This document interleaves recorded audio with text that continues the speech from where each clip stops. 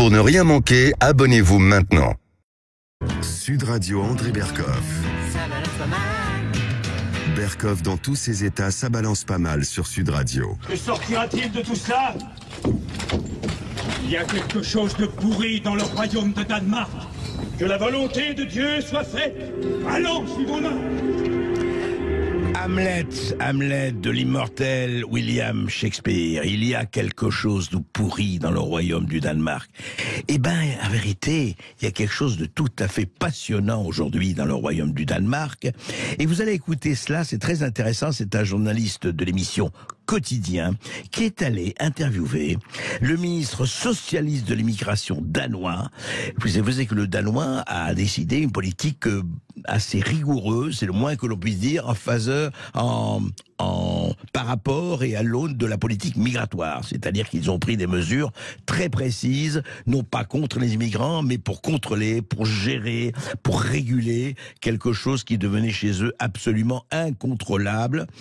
Donc, le ministre de l'immigration danois est interviewé par une journaliste de Quotidien. Écoutez. Il s'appelle Kåre Dybwad, il est ministre de l'intégration et de l'immigration et il est donc de gauche. So in France, you're seen as a model by the right-wing parties and the far right. How do you feel about that? Si d'autres pays veulent s'inspirer de nos politiques pour mieux contrôler l'immigration, alors moi ça me va.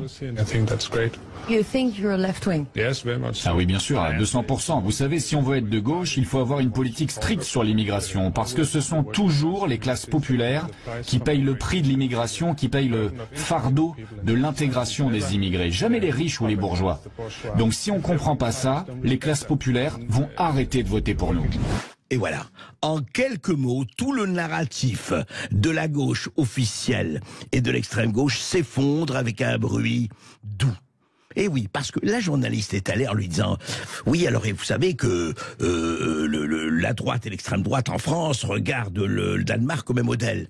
Et vous dites que vous êtes de gauche, vous pensez être de gauche ?» dit-elle avec une espèce de scepticisme total. « Bah oui, il est socialiste, il est de gauche. » Et il ajoute, vous l'avez entendu, il a dit « Mais attendez, l'immigration,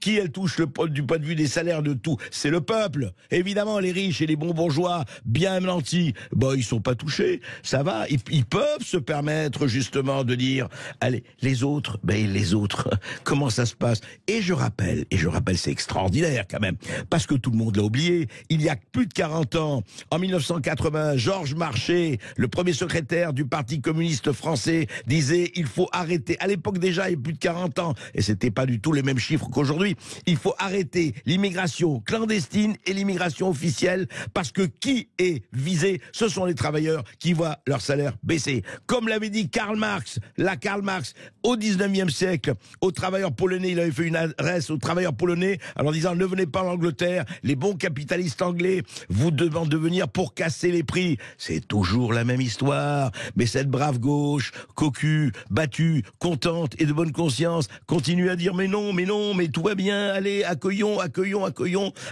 oui, mais jusqu'à quand? Jusqu'où? Et jusqu'à quel prix?